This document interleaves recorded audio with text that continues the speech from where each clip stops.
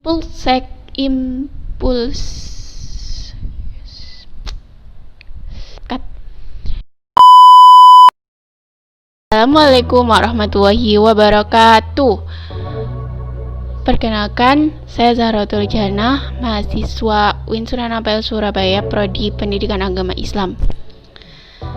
Yang saya hormati Bapak Ahmad Muibin Zuhri selaku dosen pengampu mata kuliah Psikologi Perkembangan dan teman-teman sekalian.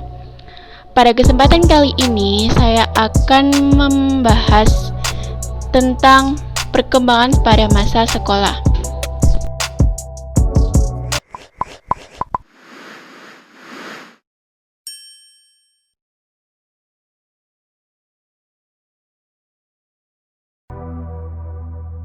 Di sini terdapat 4 subbab yang akan saya bahas. Yang pertama adalah tentang konsep perkembangan, yang kedua adalah tentang fase atau tahapan perkembangan anak, yang ketiga tentang faktor-faktor yang mempengaruhinya, dan yang keempat adalah tentang tugas perkembangan anak. Kita masuk pada subbab yang pertama, adalah perkembangan. Sebelumnya kita harus mengerti terlebih dahulu apa itu perkembangan.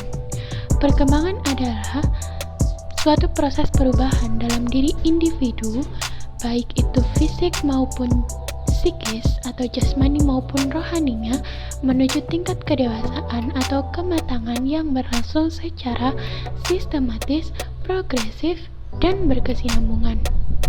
Pendidikan sendiri juga dapat dijadikan sebagai suatu proses pengubahan sikap dan perilaku seorang individu atau kelompok untuk mendewasakan manusia melalui upaya pengajaran dan pelatihan.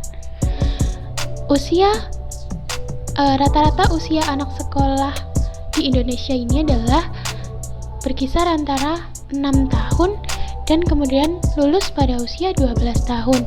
Kita sebagai guru wajib memahami tentang karakteristik anak usia sekolah, karena pemahaman tentang anak merupakan satu dari awal keberhasilan dalam pendidikan. Dunianya anak merupakan dunia bermain. Justru dengan mereka bermain, mereka dapat menerima dengan mudah apa-apa yang ada di lingkungan sekitarnya. Subbab yang kedua. Di sini kita akan membahas tentang fase-fase atau tahapan perkembangan seorang anak pada usia sekolah. Yang pertama ada pertumbuhan fisik, yang kedua ada perkembangan kognitif, kemudian ada perkembangan moral, perkembangan spiritual, perkembangan psikososial, dan perkembangan psikoseksual. Kita akan bahas satu persatu ya. Yang pertama adalah pertumbuhan fisik. Pertumbuhan fisik pada usia sekolah ditandai dengan anak berubah menjadi lebih tinggi, berat, dan kuat dibandingkan pada saat anak masih PAUD atau TK. Untuk ukuran fisik ditandai dengan lingkar kepala yang tumbuh pada usia ini hanya sekitar 2-3 cm. Kemudian rata-rata kenaikan berat badannya sekitar 3,2 kg. Kemudian rata-rata tinggi badannya sekitar 115-120 cm. Kemudian kekuatan otot, koordinasi, dan daya tahan tubuh pada usia ini sedang meningkat secara terus-menerus. Hal ini dapat kita lihat dengan anak akan menjadi lebih aktif. Anak pada usia ini akan menjadi lebih aktif dan kuat untuk melakukan kegiatan fisik seperti berlari, memanjat, melompat, berenang, dan kegiatan fisik lainnya. Kegiatan fisik ini dilakukan oleh anak dalam upaya melatih koordinasi motorik, kestabilan tubuh maupun penyaluran energi yang tertumpuk. Yang kedua adalah perkembangan kognitif. Perkembangan kognitif ini adalah perkembangan yang berhubungan dengan kemampuan kognitif yang dimiliki oleh anak. Kemampuan kognitif adalah kemampuan untuk berpikir dan memecahkan suatu masalah. Cara berpikir, mengamati lingkungan sekitar, dan mengorganisasi dunia pengetahuan yang anak dapatkan di sini berbeda dengan anak prasekolah dan orang dewasa. Menurut teori Piaget, anak usia sekolah dengan usia sekitar 7 sampai 11 tahun sedang berada pada tahap konkret operasional atau tahap operasional konkret, yang dimana pada tahap ini menurut Piaget anak telah mampu melakukan penalaran logis terhadap segala sesuatu yang bersifat konkret.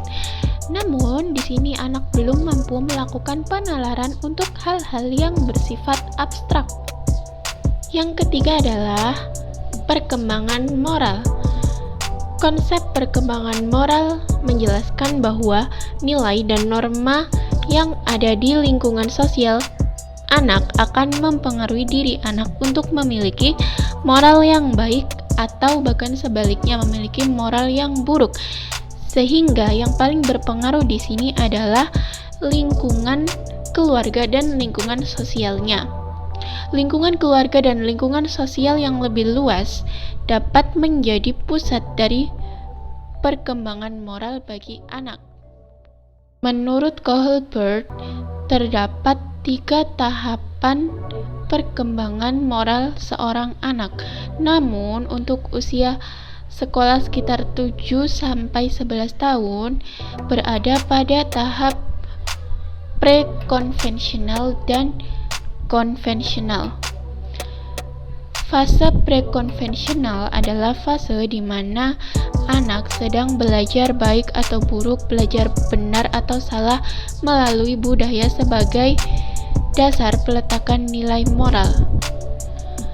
Fase selanjutnya adalah fase konvensional.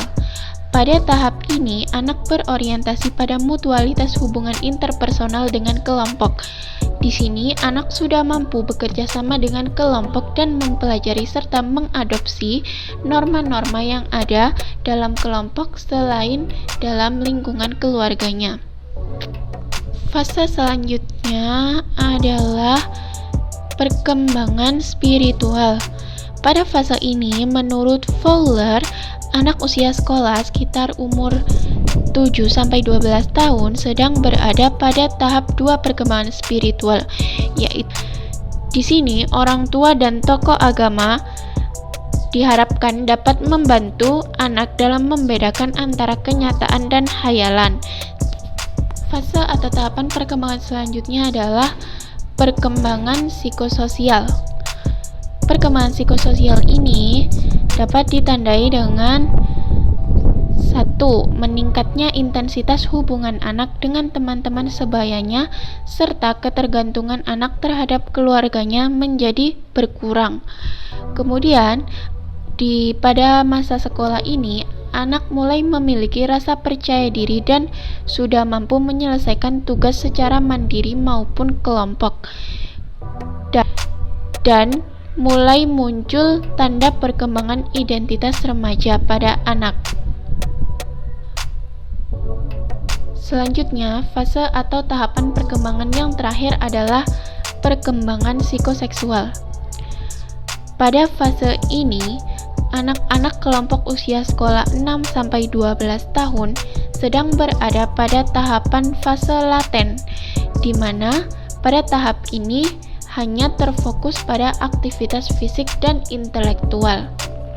Karakteristik pada fase laten ini adalah energi digunakan untuk aktivitas fisik dan intelektualitas. Impuls seksual yang muncul di sini seakan ditekan dan membangun hubungan dengan teman yang berjenis kelamin sama. Kemudian, implikasinya adalah kita harus mendukung anak untuk melakukan aktivitas fisik dan intelektual dengan teman sebaya yang berjenis kelamin sama. Selanjutnya, kita akan masuk pada subbab yang ketiga, yaitu faktor-faktor yang mempengaruhi perkembangan. Di sini terdapat 2 faktor utama yang mempengaruhi perkembangan, yaitu faktor intern dan faktor ekstern. Faktor intern yaitu faktor yang datang dari diri anak sendiri yang telah dibawa sejak lahir, sedangkan faktor ekstern adalah faktor yang datang dari luar diri si anak. Faktor intern sendiri terdapat 3 faktor. Yang pertama adalah faktor keturunan. Faktor keturunan ini adalah seperti keturunan sifat yang diwariskan dari orang tua kepada anaknya, kemudian kemiripan atau kesamaan antara orang tua dengan anaknya. Kemudian faktor yang kedua adalah jenis kelamin, di mana anak perempuan biasanya lebih cepat mencapai taraf perkembangan baik itu fisik maupun mentalnya bila dibandingkan dengan anak laki-laki. Faktor selanjutnya adalah faktor intelijensi, di mana intelijensi yang tinggi akan mempercepat perkembangan anak. Begitupun sebaliknya, intelijensi yang rendah akan menghambat atau memperlambat perkembangan si anak. Kemudian faktor ekstern atau faktor luar. Di sini terdapat 4 faktor. Yang pertama adalah faktor kebudayaan, di mana yang mempengaruhi di sini adalah adat istiadat, tradisi, pandangan masyarakat dapat membentuk sikap mental serta kelakuan anak. Kemudian status anak dalam keluarga, di mana biasanya anak kedua pada umumnya dapat berkembang lebih cepat karena ada yang dicontoh yaitu kakaknya. Kemudian faktor yang ketiga adalah gizi makanan. Ini juga penting karena makanan yang bergizi baik dapat mempengaruhi pertumbuhan fisik dan mencerdaskan anak. Dan yang terakhir adalah faktor kesehatan. Ini juga penting karena bila anak dengan kesehatan buruk, biasanya secara fisik itu tidak akan dapat tumbuh dan berkembang dengan normal atau baik. Sedangkan secara psikologis, anak di sini akan sering merasa rendah diri. Selanjutnya kita masuk pada subbab yang terakhir yaitu tugas perkembangan anak pada masa sekolah. Tugas perkembangan individu adalah tugas yang tampak pada suatu periode tertentu dalam kehidupan individu. Anak yang berada pada rentang umur 6-12 tahun pada hakikatnya menjalani tugas perkembangan berupa kemampuan-kemampuan yang harus dikuasai anak sekolah dasar. Di sini saya menemukan 8 tugas perkembangan anak pada periode usia 6-12 tahun. Yang pertama adalah belajar keterampilan fisik yang dibutuhkan dalam permainan. Yang kedua adalah pengembangan sikap terhadap diri sendiri sebagai individu yang berkembang. Yang ketiga adalah berkawan dengan teman sebaya. Selanjutnya adalah belajar melakukan peranan sosial sebagai laki-laki dan wanita. Yang kelima adalah belajar menguasai keterampilan intelektual dasar. Pada masa ini, anak usia sekolah harusnya sudah mampu untuk membaca, menulis, dan berhitung. Yang keenam adalah pengembangan konsep yang dibutuhkan dalam kehidupan anak, seperti konsep warna, konsep jumlah, konsep perbandingan, dan lain-lain. Yang ketujuh adalah pengembangan moral, nilai, dan kata hati. Yang terakhir adalah mengembangkan sikap terhadap kelompok dan lembaga-lembaga sosial. Di sini, anak telah mampu belajar untuk menyadari keanggotaannya dalam keluarga dan masyarakat sekolah. Baiklah, kiranya itu yang dapat saya sampaikan. Jika ada salah kata dan perilaku, kurang lebihnya saya mohon maaf. Dan jika ada materi yang kurang dipahami, teman-teman bisa komen di bawah. Insya Allah akan segera saya jawab. Terima kasih. Billahi fisabilil haq fastabiqul khairat. Wassalamualaikum warahmatullahi wabarakatuh.